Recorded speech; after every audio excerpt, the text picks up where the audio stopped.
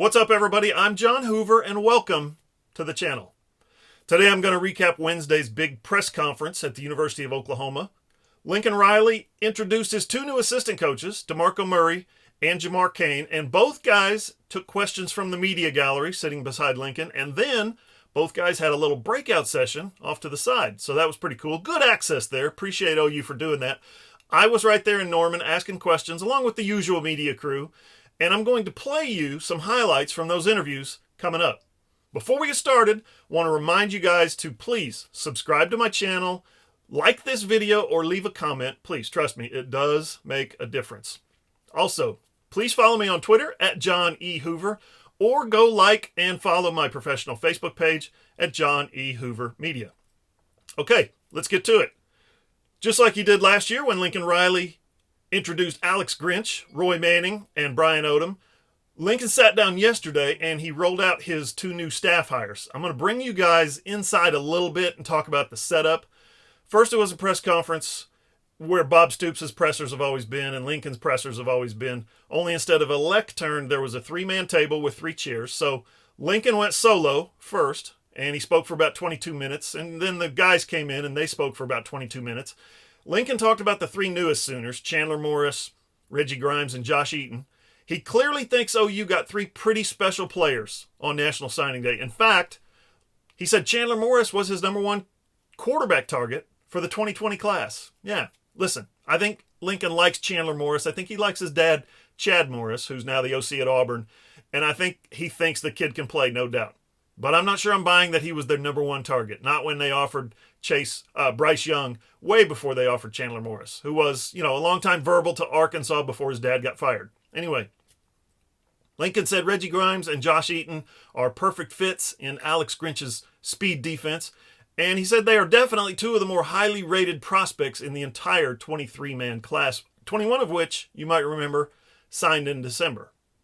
Lincoln also talked about the upcoming spring game, some news there. OU announced yesterday that the date had been set for April 18th, so save the date. More details will be coming out soon, including, I'm guessing, whether or not they want to have it at night again. Lincoln said it was very well received last year, even though it was on a Friday night. Remember the storms and everything, had to make a kind of change of venue at the last minute. Also, we don't know what the concert situation is. Is it going to be country again? Is it going to be maybe hip-hop genre? I don't know. Who knows? Something else. If you guys, I tell you what, if you have a musical preference, or if you have a preference on kickoff times, or whether you like Friday versus Saturday for the spring game, why not let me know what you think in the comments down below. Lincoln opened up. He delivered the best line of the day by answering the first question of the day. He said there's no question anymore. It's out of the realm of discussion who the best athlete on the coaching staff is. You can imagine how competitive these coaches are when they get in meetings, rooms, and talk together. Yeah, this discussion is now over, especially when you consider DeMarco Murray not only set massive records at OU as a running back, Pete Carroll wanted him at USC as a cornerback. And the kid most definitely could have played Division I basketball as a guard, probably a shooting guard.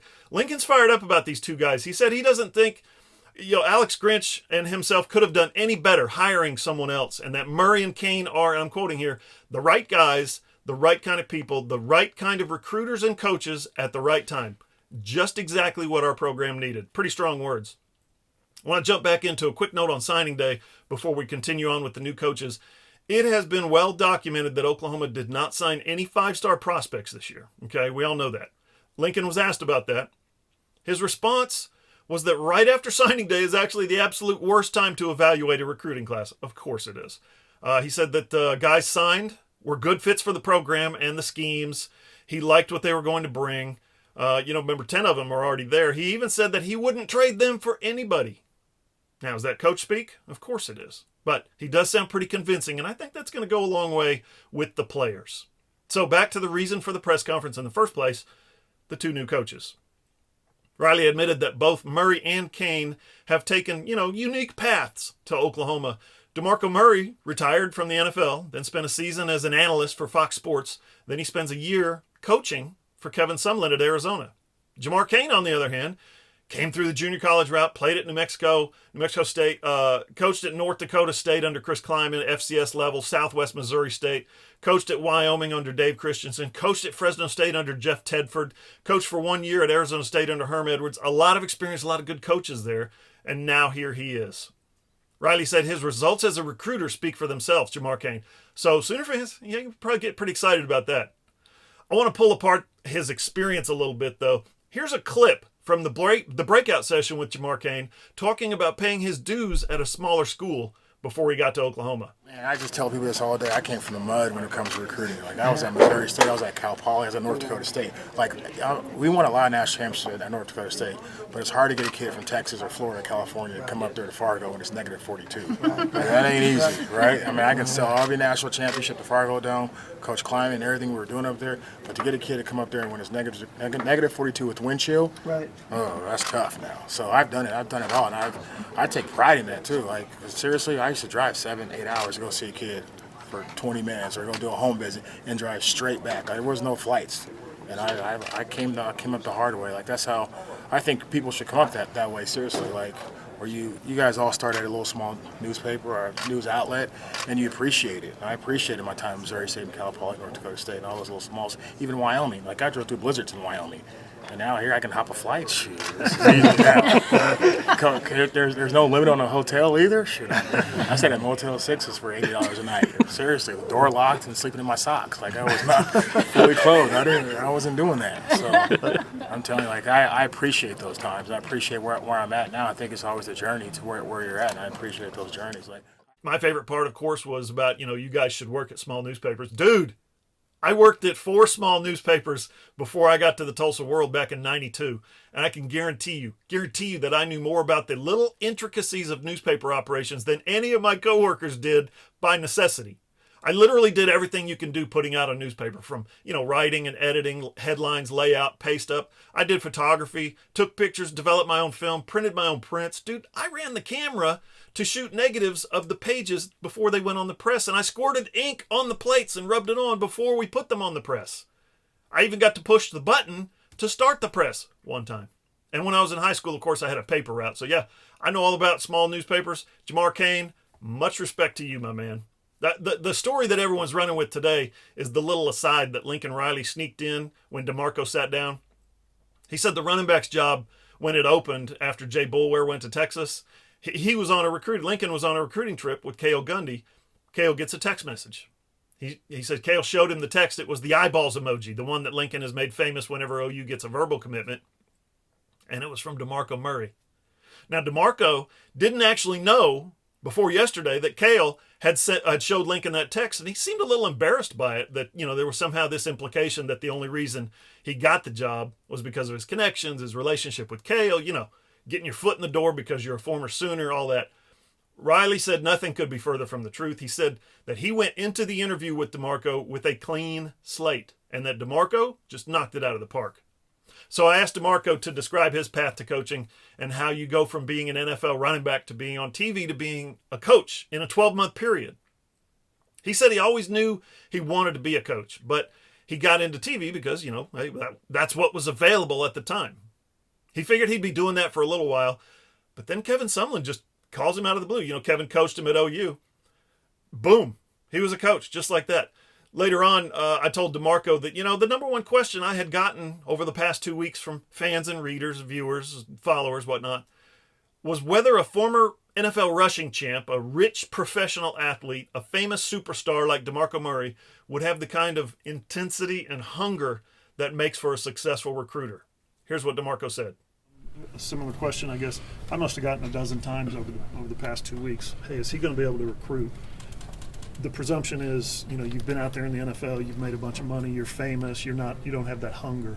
Can you kind of address that and how maybe you do have the hunger to be an effective and dynamic recruiter? Yeah, I've never not had hunger to be a professional and be the best at what I can be. And, my whole thing from when I was a player, I never wanted the offensive coordinator, never wanted the running or the head coach to worry about my position.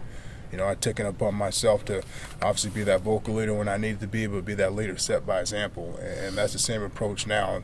And I don't want Lincoln, I don't want Bill, I don't want anyone having to worry about the running back group. And I want us to, obviously we won't be perfect, but, a thing about me is, I am a perfectionist and I work my tail off to make sure that everyone's on the same page. And money and all that stuff has never mattered to me. Never something that I've talked about or I don't have to do this job. I don't need it, but I do it because I love the game. I love the opportunity to go back and help some kids and let them pursue their goals on and off the field. I also want to share this with you. I asked DeMarco if he had maybe a unique appreciation for Adrian Peterson, who preceded him by 3 years at Oklahoma, but yet 3 years later is still playing in the NFL after DeMarco retired. Listen to what he says here. This is fantastic. DeMarco, we've talked a lot about the NFL. Can you reflect on maybe how difficult it was to play in that league and where Adrian Peterson is? He was here before you were here, and now he's still playing. Well, that's what separates him from myself. And I always tell people, I consider and pride myself on my work ethic, and I'm up there with the best. But he's a guy, physically, mentally, emotionally. He's second to none. I consider Barry Sanders is my favorite running back ever. I consider him the best, but I think Adrian Peterson is the best running back that ever played the game, and it's not by coincidence that he's still playing. And he's a great person, works his tail off, and more importantly, he's a great human being. He's a family man. He does it the right way. Has a charity, and he gives a lot back to the youth. But Adrian, he's a freak of nature. You guys have all seen it. You're still seeing it, a decade later. Okay, so there you have it. Our first time to hear from Lincoln Riley in more than a month, and our very first time to hear from his new coaches. If you like this video, please, I encourage you to hit the like button, leave a comment down below, hit the notifications bell, or just share it in your media channels, your social media channels. Tag me, and I will share it in mine. Also, don't forget to follow me on Twitter at John E. Hoover, and like and follow my Facebook page at John E. Hoover Media. Thanks for watching. See you guys.